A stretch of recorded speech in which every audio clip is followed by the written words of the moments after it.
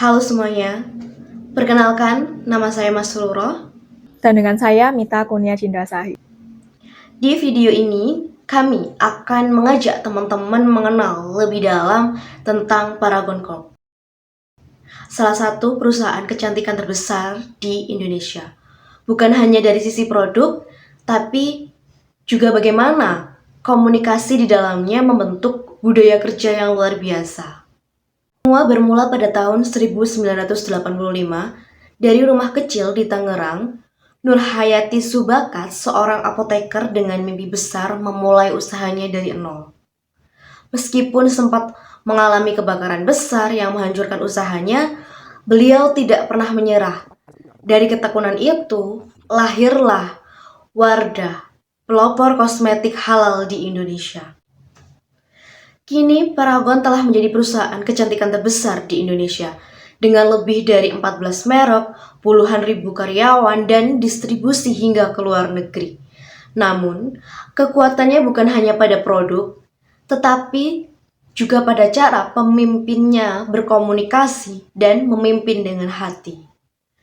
Sejak awal, Nurhayati membangun budaya komunikasi yang humanis dan penuh makna. Beliau tidak hanya memberi instruksi, tetapi mendengarkan, menginspirasi, dan membangun rasa memiliki dalam setiap karyawannya. Nah, nilai komunikasi inilah yang diteruskan oleh generasi berikutnya, oleh 3 anak beliau. Yang pertama Harman Subakat. Beliau dikenal dengan gaya komunikasi yang strategis dan kolaboratif. Salman Subakat menginspirasi lewat storytelling yang emosional dan visioner. Dan anak terakhirnya, Dr. Sari Kironisa, memimpin dengan komunikasi yang empatik dan memberdayakan. Mereka mengamalkan prinsip servant leadership, yaitu kepemimpinan yang melayani dan menumbuhkan. Dengan komunikasi 2 arah yang terbuka dan penuh empati, Paragon berhasil menciptakan lingkungan kerja yang loyal, inovatif, dan bersemangat. Paragon membuktikan bahwa komunikasi kepemimpinan yang tulus bukan hanya menggerakkan bisnis, tetapi juga menggerakkan hati dan perubahan. Namun, perjalanan Paragon tidak berhenti di sini. Di balik kesuksesan besar, ada komitmen kuat untuk menjaga keberlanjutan baik bagi manusia, masyarakat, maupun lingkungan.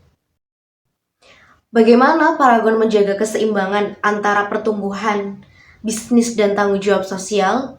Nah, jawabannya akan dibahas lebih dalam oleh teman saya, Mbak Mita. Kita masuk ke bagian yang paling menarik, karena 5 gaya komunikasi yang sudah kita sebutkan tadi bukan hanya sebuah konsep, tapi di Paragon, semua itu diwujudkan dalam program nyata yang berkelanjutan. Pertama, yaitu komunikasi kepemimpinan. Para top leader Paragon ini bukan hanya bicara strategi dari jarak jauh. Mereka terjun langsung membersamai para karyawannya. Contohnya adalah ketika CEO top leader Paragon memimpin gathering 1.200 karyawan Paragon di Malaysia. Hadir dengan rendah hati, menundukkan kepala dan berucap terima kasih, dan memimpin arah masa depan Paragon bersama karyawan. Dan bukan hanya itu, Paragon juga rutin mengadakan masterclass, training leadership, dan pelatihan keterampilan yang berjenjang. Ini bukti nyata bahwa leadership communication Paragon bukan sekedar kata-kata, tapi investasi jangka panjang ke manusia. Yang kedua adalah gaya komunikasi empati. Paragon menyediakan beasiswa, pembinaan personal, bahkan mentoring berkelanjutan, bahkan perhatian pada keluarga karyawan juga sangat diperhatikan. Saat ada bencana atau keluarga rentan, Paragon hadir untuk membantu. Empati ini bukan hanya keluar sebagai CSR, tapi sudah menjadi DNA komunikasinya. Ketiga, visi yang jelas. Visi Paragon tidak hanya jadi slogan, tapi benar-benar menjadi landasan kerja dan pengambilan keputusan. 4 pilar CSR yaitu pendidikan, kesehatan, lingkungan, dan pemberdayaan wanita, semua dijalankan terukur, dimonitor, dan dikomunikasikan secara terbuka dalam event internal maupun eksternal. Inilah yang membuat organisasi selalu konsisten. Keempat, Paragon mendengar. Mereka rutin membuka forum aspirasi karyawan, feedback konsumen, sampai kolaborasi dengan komunitas lokal dan mitra, setiap aksi sosial, setiap gathering, bahkan setiap kampanye, brand selalu dievaluasi kembali untuk memastikan tetap relevan dengan kebutuhan pasar Indonesia yang terus berubah. Dan yang kelima adalah komunikasi persuasif yang membangun emosi. Reward umroh, perjalanan internasional untuk karyawan loyal, storytelling internal, semua dirancang untuk menciptakan emotional bonding yang kuat antara perusahaan dan karyawan. Bahkan aksi sosialnya pun mengikut sertakan ribuan karyawan. Ini bukan persuasi manipulatif, ini persuasi berbasis keterlibatan dan kebanggaan bersama.